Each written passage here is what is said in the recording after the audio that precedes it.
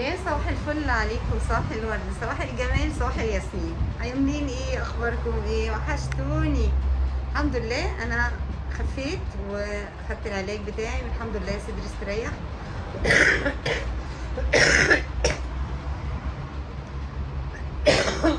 لسه بقول خفيت، لسه بطمنكم عليا وكل شيء على ما يرام بفضل الله. الحمد لله رب العالمين.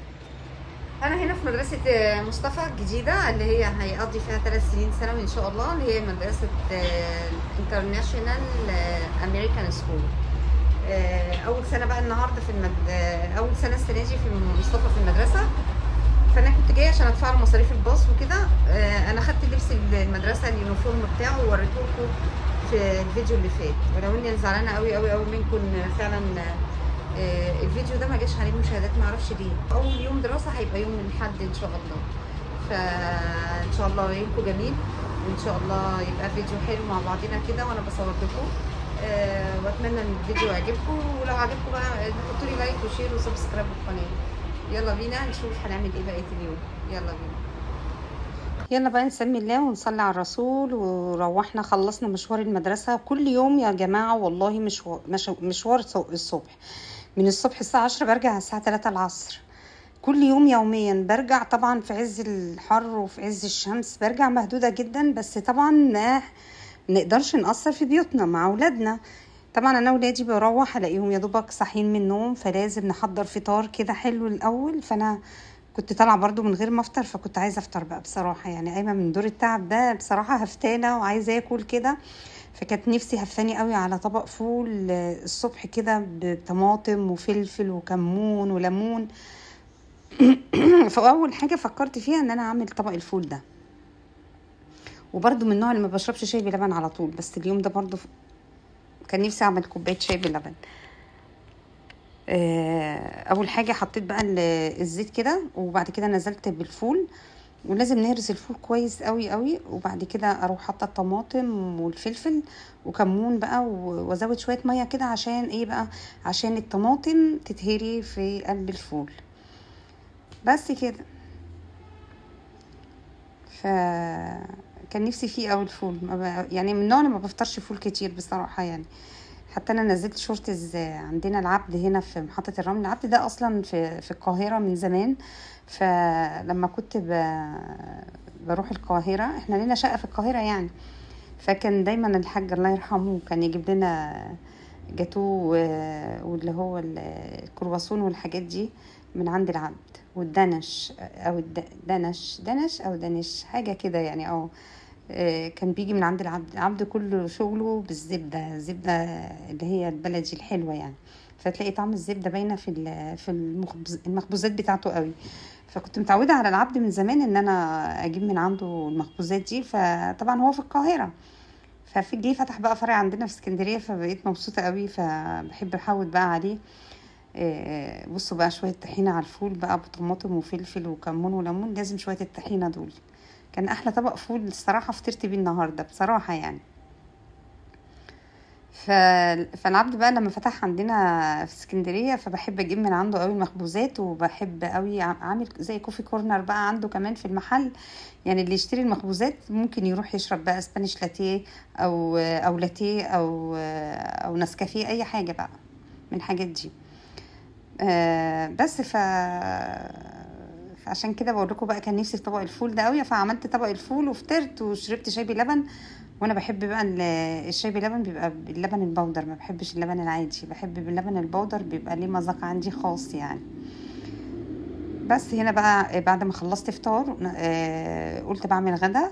فعملت ايه بقى؟ سلقت لحمه وكنت مفرزه قلقاس في التلاجة، بس للاسف ما عنديش السلق بتاعه، او يمكن انا مفرزه سلق بس فين مكانه في الفريزر مش فاكره. فالجيش قال لك اتصرف. جبت ربطتين كزبره من اللي هم الميني كزبره اللي طالعه الايام دي، الصغننه قوي دي اللي بتيجي عليها وقت كده بتنقرض، مش فاهمه ليه. كانوا بيقولوا في الصيف، طب احنا الصيف خلص، جاي في اواخر الصيف ولقيناها انقرضت ليه؟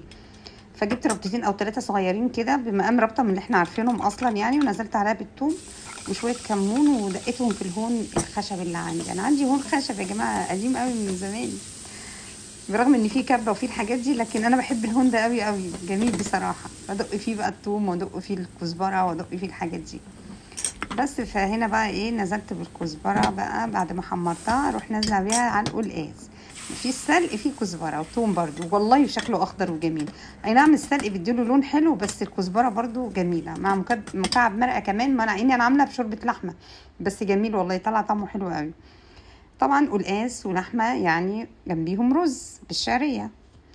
قلنا نعمل شويه رز كمان. ده روتين يا جماعة، خفيف كده وظريف لأي أم يعني ست بيت، بس اللي هو كسلان يعمل حاجة الفيديو هيشجعك. أنا هقول لكم أنا كنت برضو كسلانة أو أعمل حاجة، قمت واتشجعت والله العظيم وعملت.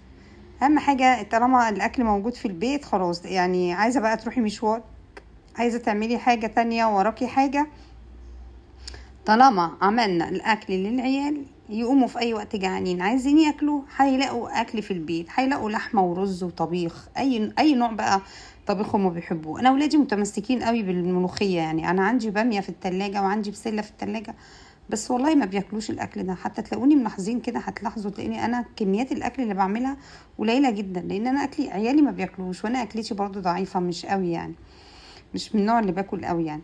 فبعمل كميات قليله جدا، بس اهم حاجه يبقى فيه اكل في البيت، لان لو ما عملتش اكل هيطلبوا اوردرات اكل، وانا ما بحبش ان هم يطلبوا اوردرات اكل جاهز بصراحه، مكلفه على الفاضي. وحاجات طبعا اي فاست فود او بيبقى مش حلو او مش صحي يعني، فانا بحاول اعمل لهم اكل صحي في البيت. فبعمل اكل على اساس ياكلوا، بس يا رب ياكلوا يعني. هم اصلا مش بيشجعوني ان انا اطبخ ولا اعمل اكل، بس لازم اعمل، بحاول ان انا اعمل يعني. خلصنا كده الرز وعملنا قلقاسنا وعندنا لحمتنا خلاص. طبعا بعد اكل وبعد طبيخ وبعد كده لازم نشطب المطبخ. تشطبي المطبخ يعني ايه؟ يعني فقرة المواعين. يلا فقرة المواعين. كنت فاكرة زمان لما كنت بنزل فيديوهات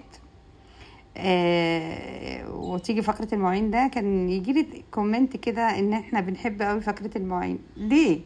انا اكتر حاجة ما بحبهاش هي فقرة المواعين. احب الطبيخ واحب التنظيف، لكن موضوع المواعين ده انا مش بحبه، بس بعمله عشان برضو اشجعكم، عشان اديكم حافز، عشان احنا ما ينفعش ان احنا نسيب المطبخ اصلا من غير ما ننظف المطبخ. اسيبه لمين؟ عندي جانا ما بتحطش ايديها في المطبخ خالص، يعني مش عارفه ما تتجوز هتعمل ايه. تقول لي غساله اطباق يا ماما. بتعمل ايه غساله الاطباق؟ اقول لها ماشي يا اختي، انا ما بحبش غساله الاطباق برغم ان هي عندي. ليه؟ بتاخد وقت، بتغيب عبال ما تخلص. طب انا ليه؟ طب ما انا في ثواني بعملهم، مش عشان مجريه الفيديو، والله انا بعمل مواعين بسرعه جدا. ولما بيبقى عندي عزومات او عزومه وحد يخش يغسل مواعين، اقول لهم لا. ليه؟ هنغسل لك المواعين؟ اقول لهم لا، انا عارفه نظام حوضي نظام مواعيني، فما بحبش حد يكركب لي الدنيا، فبعملها انا بسرعه بس. فكده خلصت طبيخي، اشطب مواعيني، انضف حوضي، انضف مطبخي، الدنيا تبقى تمام التمام. فيديو خفيف وظريف كده على قلوبكم يا رب. اتمنى ان هو يبقى خفيف وظريف على قلوبكم. بحب احكي معاكم وبحب اتكلم معاكم وبحب انزل فيديوهات عشان اتكلم معاكم بس والله، ونشجع بعض بس والله، وحبا فيكم. ربنا يديمكم نعمه في حياتي. وده كان اكلنا النهارده وغدانا النهارده ويومي النهارده. اتمنى يكون الفيديو عجبكم. لو عجبكم ما تنسونيش لايك وشير وسبسكرايب للقناه. بحبكم قوي قوي قوي قوي، واشوفكم على خير الفيديو الجاي. مع الف سلامه.